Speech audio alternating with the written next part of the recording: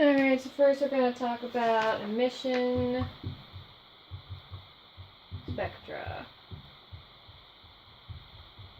Now, emission spectra is produced when protons are emitted from atoms as excited electrons return to a lower level. So we have our atom right here, and protons, and they're coming off of the atom, such as so, because they're excited.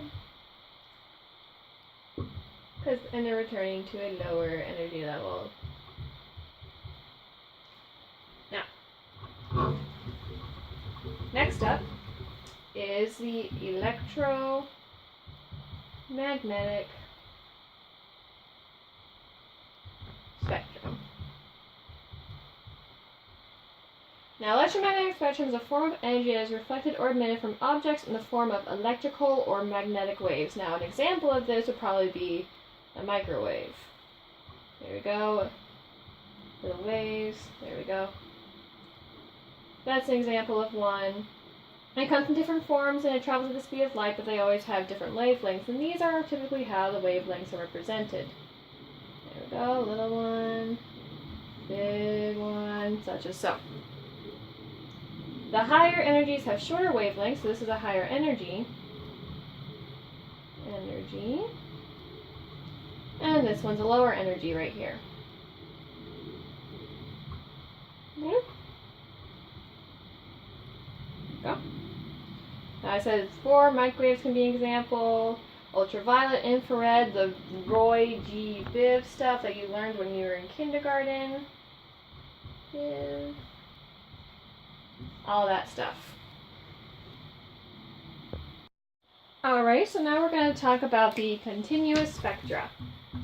Now, continuous spectra is when white light passes through a prism and it shows all the colors in an unbroken sequence, and that's why it's called the continuous spectrum. This is here is an example of the continuous spectrum. We have our red, orange, yellow, green, blue, and purple. Or violet, really. Then we move on to our line spectrum. The line spectrum is a lot like the continuous spectrum, except instead of being continuous, it's broken up. I'm going to erase that really quick. It's broken up with lines in it. Now, it's produced when excited atoms and ions fall back into a lower energy level. Now, lower energy level is the possible locations around an atom where electrons have specific energy values, the quantum number. Different elements have different line spectrums and can be used to identify unknown elements. There we go. Now, the hydrogen spectrum has, you guessed it, a lot to do with the hydrogen atom. There we are. Now, when the hydrogen atom gives out energy when an electron falls from the higher to lower energy level. So here's the higher energy level and here's the lower energy level. It produces visible light, which means basically here's the rainbow when it falls. Infrared radiation is produced when an electron falls from the third or higher energy level. Now, the quantum mechanical model was developed by our dudes Heisenberg, de Broglie, and Schrödinger, however you say that. Now, basically, the quantum mechanical model is when an atom uses complex shapes of orbitals, something called electron clouds, volumes of space in which there's likely to be an electron.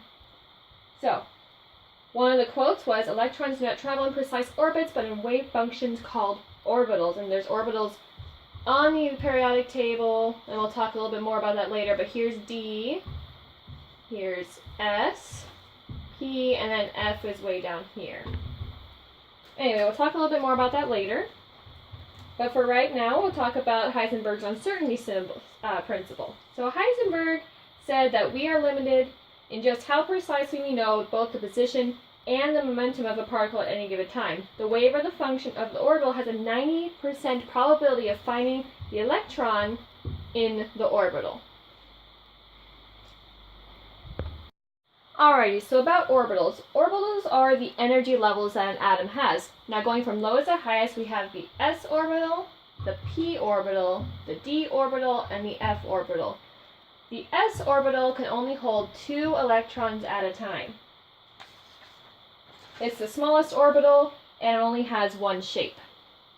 The p orbital over here is the second lowest one, and it can hold up to 6 electrons, and it has 3 shapes, which each hold 2 electrons each.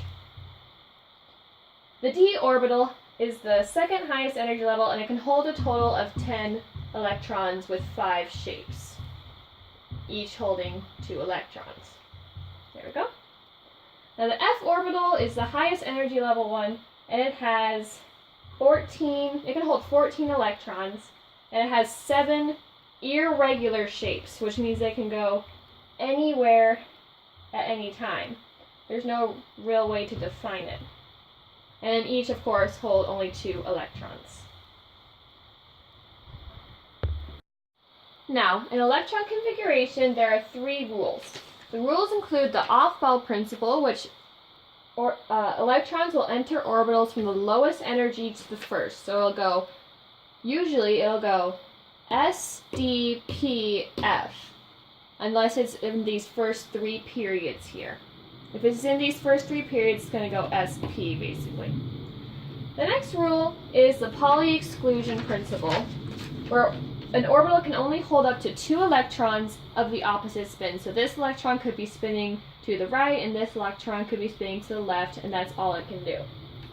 The last rule is Hudd's rule, where electrons will enter orbitals by themselves until they are forced to pair up, like that. Now, in order to do electron configuration, there's 2 ways. There's the longhand, and then there's the shorthand. The longhand includes using, well, basically the long way. It takes longer to do, but it's most of the time it's more accurate. To do electron configuration, you have to use the period numbers. So there's periods 1, 2, 3, 4, 5, 6, 7, and then 8 and 9 down here for F. Or no, never mind. When you go through D, you subtract 1 from the period number. So if you were going period 4, you could do 4S2, 3D10, 4P6, stuff like that.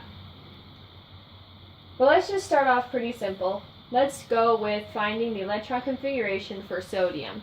Now go through the electron configuration for sodium, you have to go through the first period of S's. So it's going to be 1, 2 S's to go through, so that's 1S2, like that. Then you have to go through the second period, which would be 1, 2 for S, so 2S2, and then 1, 2, 3, 4, 5, 6 for P, so that's 2P6. And we're finally back to over here for S, and we're at the element we want to get to. So that's 3S1. Let's say we wanted to do the shorthand version of that. So we would use the noble gas over here, neon, in order to get to that. So this is electron configuration. Ooh, that's the electron configuration for neon. So we would just put neon in brackets and put 3S1, and that is sodium. There we go. Now let's go through D in order to get here. So let's go with finding the electron configuration for, let's go with arsenic. So arsenic is right here. There we go. So let's do the longhand first. So we'll do this right, just erase this. We'll do the longhand version for arsenic first. There we go. So arsenic. So it's going to go through the S's. So we know how that's 1S2, and then it's 2S2, 2P6, and then it's going to be 1, 2 for S, so 3S2, and then 1, 2, 3, 4, 5, 6 for P, so 3P6, and then 4S2, and then we got to the D. Now, what we had to do before is we have to subtract 1 from the period. So even though this is the 4th period, it's going to be 3D, 1, 2, 3, 4, 5, 6, 7, 8, 9, 10. And then we're back to the regular period. So So then it's going to be 4p3. Now to do it again for arsenic, with the shorthand version, we would use argon. Yes, argon. Right here. So then this right here is a shorthand for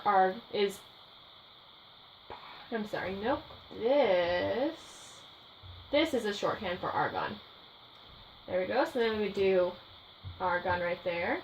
And we go from argon down to the fourth period, which is 4s2, 3d10, 4p3. Now electron configuration for F down here, you would do pretty much the same thing as you did for D, except instead of subtracting 1 from the period, you would subtract 2. So if I wanted to get to this one right here, I would have to do 7 minus 2, which is 5, so I would do 5F1.